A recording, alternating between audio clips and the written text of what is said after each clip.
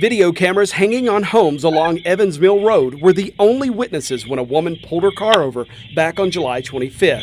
A pair of headlights in the distance carried a gunman closer to her. Seconds later, someone unloaded on her.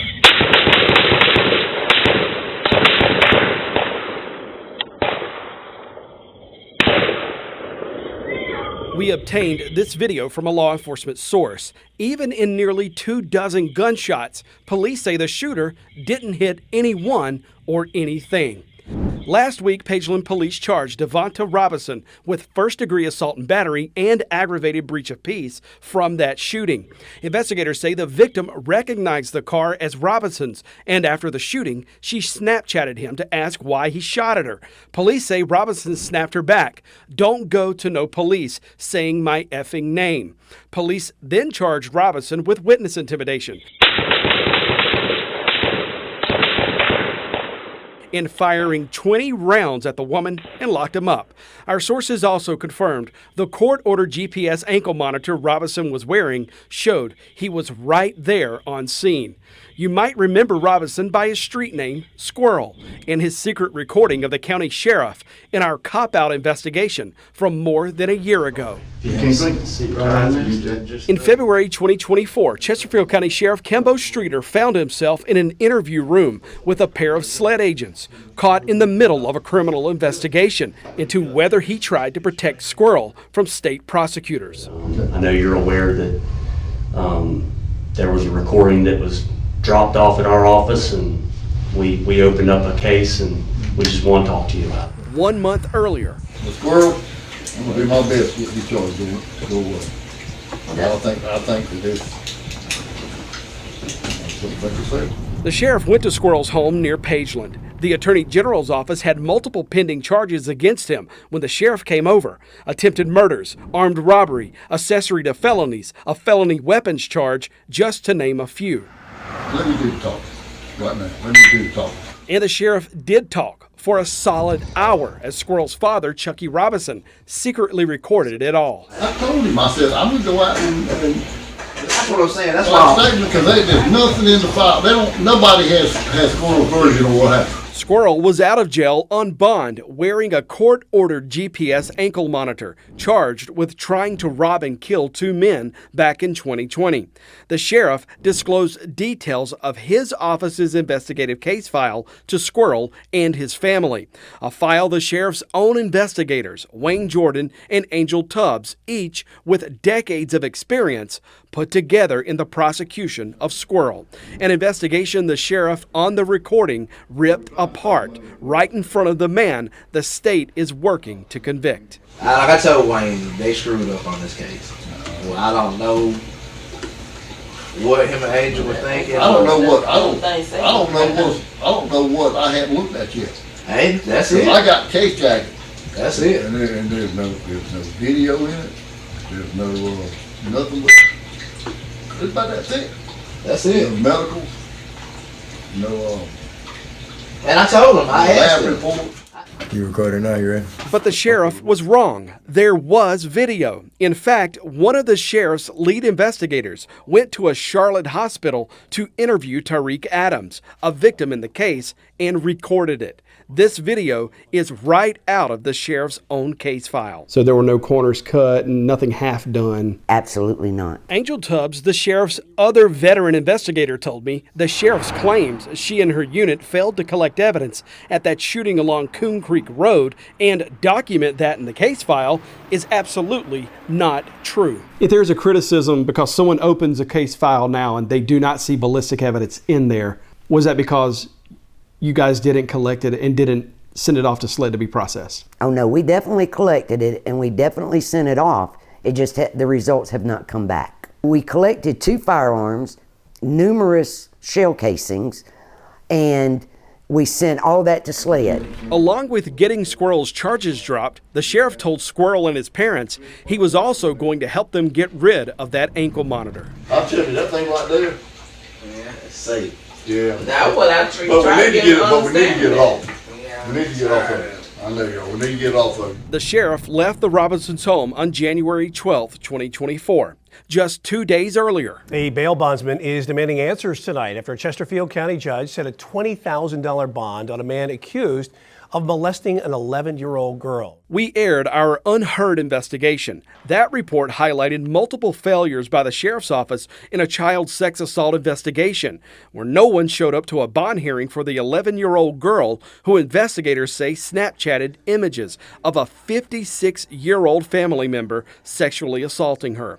A judge later set a $20,000 bond on Belisario Morales Mazariegos, who turned out to be an illegal alien, something the judge did not know when he set bond, because the sheriff's office never checked that out. Hey, Hey, how you doing? nobody ever could flip over there. No. The sheriff was sitting in Squirrel's living room 2 days after our Unheard report aired. When the sheriff left Squirrel's home at exactly 6:49 p.m., he posted this press release to his office's official Facebook page. The sheriff listed 10 points, attempting to discredit our Unheard report. The local newspaper, The Link, also published it without verifying the accuracy of the release with any of the people the sheriff named in it, including us.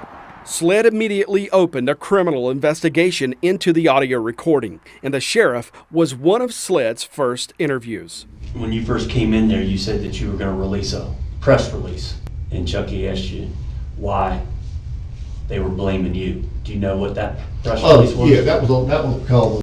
SLED's public records attorney redacted the next 4 minutes of audio from the sheriff's answer.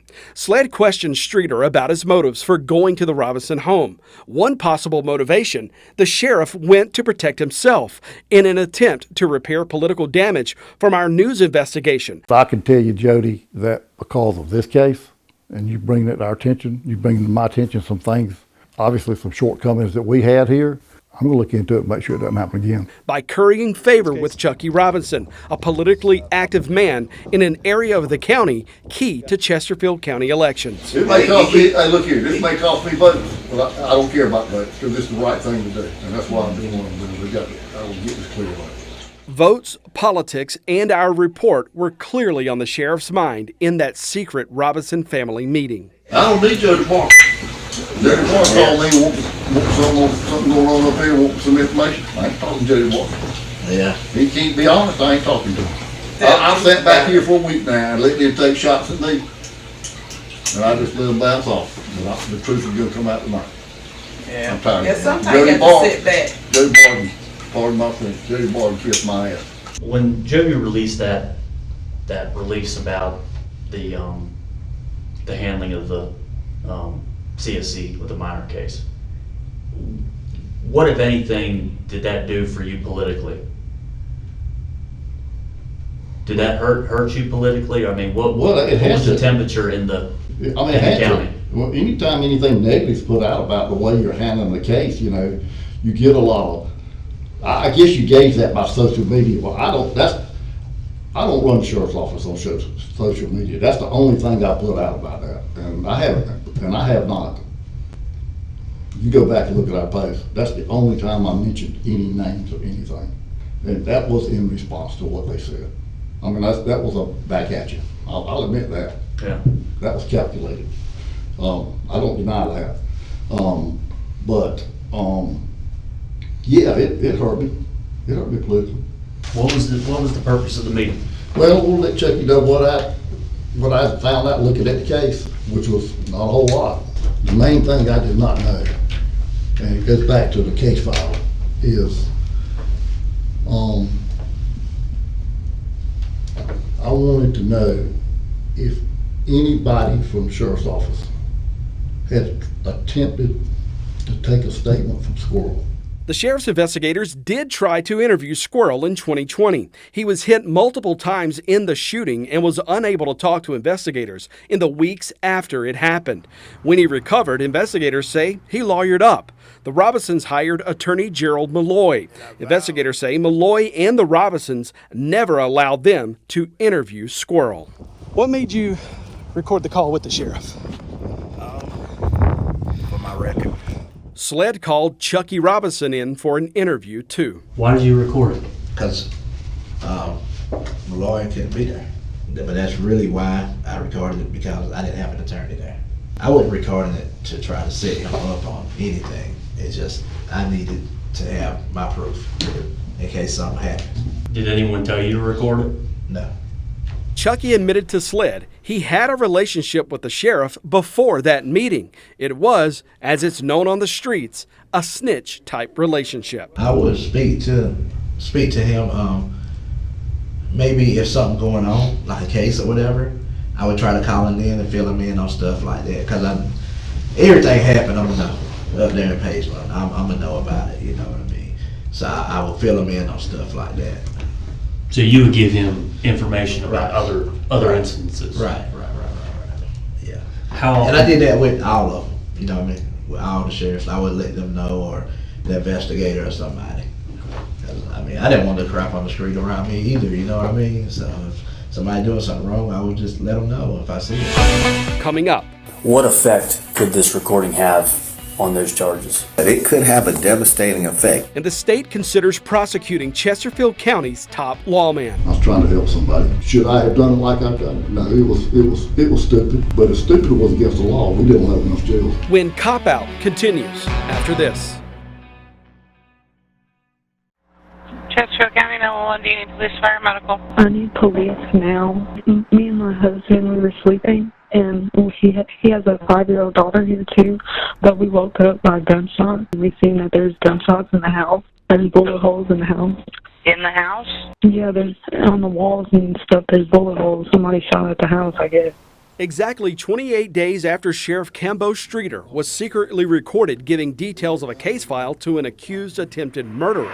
India 5, I got showcases in the roadway back here. I don't have them back up so I can mark it all for us. Deputies were investigating a drive-by at this home on Central Place Lane in Pageland. Okay, has anybody hurt you, your husband, and your daughter okay? No, we're okay. We're just really scared. We were here by ourselves. We're hiding in the bathroom right now. Noah Avila, his wife, Are you okay, baby? I know. and their 5-year-old child were inside. Chesterfield County deputies never made an arrest in that case, even though the sheriff told state investigators he had the probable cause to charge someone the sheriff was pretty familiar with. Central Place. This is where that last drive-by was. That's Noah's house. Yeah. That's why we think Noah was a potential victim of this last drive-by 3-4 weeks ago. Mm-hmm. That Good time. Because he was involved in that. Squirrel's GPS puts him in the neighborhood. We filed an open records request for those Squirrel GPS records, but the sheriff's office would not turn them over to us. Squirrel's done a lot of stuff. He's done a lot of stuff we don't know about. He's done some stuff that we think that we know about, but we can't prove. And, you know, I just, I stand firm in this case. Somebody needs to look at this case. I've always said that. Mm-hmm. But I ain't protecting Squirrel on anything else. Are you protecting him now? Absolutely not. We supposed to get warrants on him on the last drive-by. Okay. But now, 18 months after that drive-by, even with the sheriff's claims he was close to getting warrants to charge Squirrel in it, no one, including Squirrel, was ever charged. This is a prepaid call from an inmate at the Chesterfield County Jail. Hello? Hey, Noah? Yeah, this is Noah. Avila was in the county jail facing his own attempted murder charge in a separate case. Whatever happened after you and I last talked about that case you were listed as the victim in, that drive-by? You're talking about when my house was shot? Yeah. Nothing, actually. As far as I know, nothing has happened in the case, in our case, me and Tyree. And it's going on 6 years now, actually. Avila also believed Squirrel was involved in the drive-by. The night of the shooting, he gave investigators messages he says showed Squirrel was out to get him. Avila provided us copies of those social media messages. This string of recalled messages were pictures Avila said Squirrel sent him 2 months before the drive-by. Pictures of Squirrel flashing guns. Avila told us these text bubbles show Squirrel's messages to Tariq Adams, the other victim in the 2020 shooting. Adams tells Squirrel he moved away from Pageland. His life's going great, and I never made a decision to leave because of fear. I got money, a home, cars. Squirrel's reply, "Man, I'm happy you got money. You done lived long enough, man. It's your time." Noah Avila, by the way, is the same Noah Avila from the 2020 armed robbery and shooting, where investigators charged Squirrel with trying to kill him and Tyreek Adams. Squirrel was out of jail on bond at that time with orders from the judge to have no contact with either victim. The shooting that brought Sheriff Cambo Streater and details of the prosecution right into Squirrel's living room in January 2024. And then he says, No. Chucky Robinson and the sheriff mentioned Noah Avila's name 24 times in the Robinson family secret recording. That ain't what that Tyreek said. And Tyreek's name was called 18 times. The sheriff even told the Robinsons what the victims told his investigators. I've just reviewed the file, and I know what Tyreek said in his statement. Information right out of the sheriff's office case file, facts and evidence Squirrel's attorney hadn't yet gotten through discovery. They should just send it back and say we're not prosecuting that way. We get charged and dismissed. That's what ought to happen. But for some reason, in the 5 weeks between his secret meeting with the Robinsons, You don't look that bad, man. Man, they make out like he John Dillinger. Everything happened. Squirrel did it. and the SLED interview, the sheriff seemed to change his attitude about Squirrel. He's bad news, and I told Chucky this. The sheriff's statements in the secret recording also dragged Chesterfield County's top solicitor and a state investigator into SLED's investigation. I can tell you what, there's some people that are scared of this case. The solicitor said he didn't think it was a good case. That solicitor is Kennard Redmond. Kennard told me he didn't think Squirrel should have been charged. I said, why'd you send it to Columbia? If that's what you think, Why send it down there? be a man and call it like it is. And drop the charges. Because that's what I'm trying to get. I'm trying to get charges dropped. Now, if there's more, they might have some stuff in the way I ain't found yet. Again? Because I just want to make sure that my ears are not deceiving me. That secret recording also earned Senior Deputy Solicitor Kennard Redmond an interview with SLED. Did you tell Sheriff Streater that the case, it wasn't a good case? I, in no uncertain terms, have ever told Sheriff Streater or anyone that it is not a good case. Sheriff Streater made a comment that he was trying to get the case dismissed. I heard that. But he never. As mad as I am right now, I mean, I'm not gonna lie on the man. As mad as I am right now, he never gave me that impression that he wanted it dismissed. Okay. He never said anything along those lines. He just said he wanted to get it back. He was worried that there were some deficiencies in the investigation, and that he wanted to be able to take another look at it. None of this is true. Good grief, man. Furious, disappointed. Those are the two emotions right about now. The sheriff also told the Robinsons he wouldn't stop pursuing Redmond until he got answers, and even thought about jumping Redmond at a funeral. Earlier this week, I was going to meet with Kennard, and I wasn't going to leave his office until he called the Attorney General's office himself, and me sitting in his office. I ain't believing what anybody tells me right now, but I didn't do it, and the reason is that girl died that worked Angie. And Angie worked with Kennard, and I went to the funeral yesterday evening, and Kennard cried like a baby. And she worked with him for 17 years. So this wasn't the time for me to give Kennard a hard time, and I'm going to. When did your assistant pass away? She died on January 6th. And he's right about one thing. I cried like a baby. But that was my right and left hand.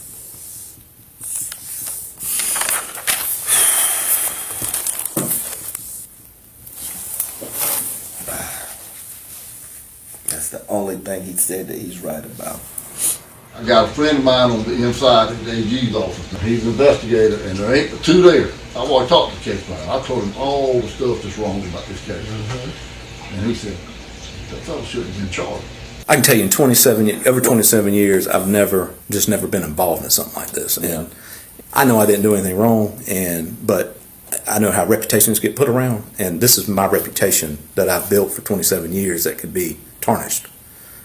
and I don't want that. AG investigator Matt Ellis is that friend the sheriff claimed he had on the inside. I had no in-depth conversation about it, you know. So you didn't know what his reasons were talking to you about this case? He just... Yeah, yes. Did you go up to Chesterfield specifically to talk to Cambo about this case? I did not. And I can show you documentation of why I was in Chesterfield. Ellis gave SLED his travel and internal office records showing why he went to the sheriff's office in the first place. He was there to pick up evidence in a murder case he was working.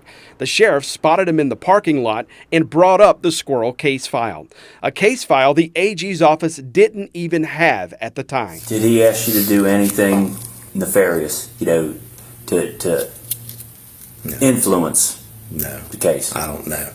Did you do anything to influence the case? We don't have a case but no, hell no. All right. Lord have mercy. He said something about that he had asked you about interviewing Squirrel. To my knowledge, that joker's not asked me one question about interviewing about that case, period. Wayne Jordan was the sheriff's lead investigator in the 2020 shooting investigation. Did you know that he was talking with Chucky about the case? Heck no, I had no flipping clue that was going to happen.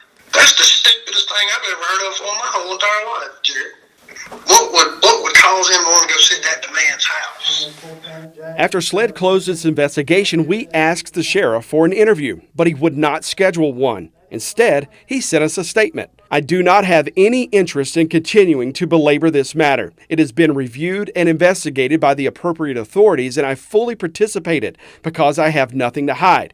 I appreciate the work put into this by SLED and the subsequent review by the 15th Circuit Solicitor's Office. But that statement didn't go far enough. It didn't answer whether the sheriff feels any responsibility for that drive-by at Noah Avela's home, or whether the sheriff was working to protect the people of Chesterfield County, Squirrel, or himself. Sheriff's Department. We found the sheriff at a county council meeting in June. He got up in the middle of the meeting, made a beeline for the door, and headed straight for his patrol truck. I've sent you a letter on that, so I'm done talking about it. You said the SLED investigation answered the questions, and we have several that SLED did not.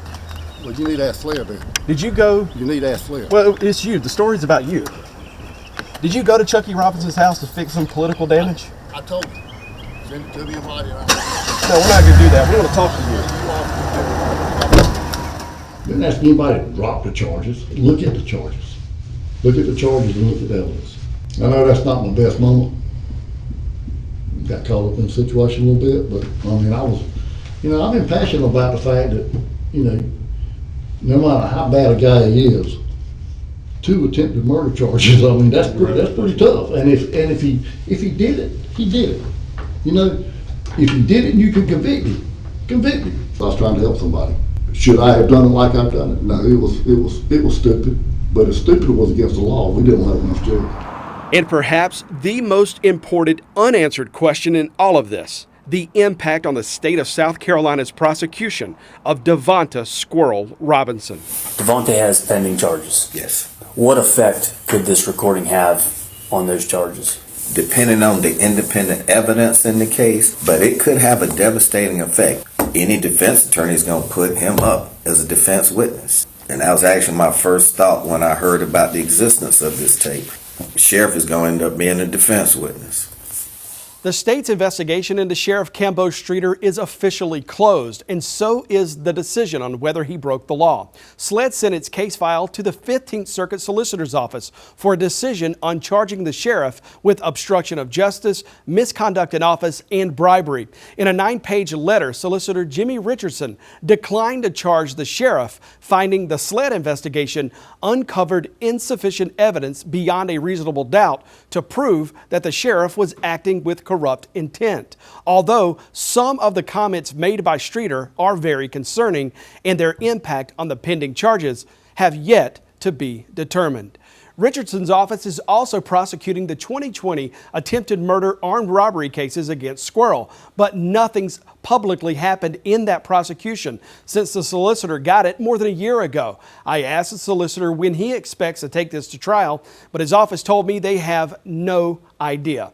Squirrel was arrested back on July 27th from the shooting in Pageland, and he's been jailed ever since. He's facing a bond revocation hearing in the next few weeks, which, if his bond is revoked, there's a chance he could be held in jail until all his pending charges are tried. Stay tuned. It could take a long time before the story of the prosecution of Devonta Squirrel Robinson is finished.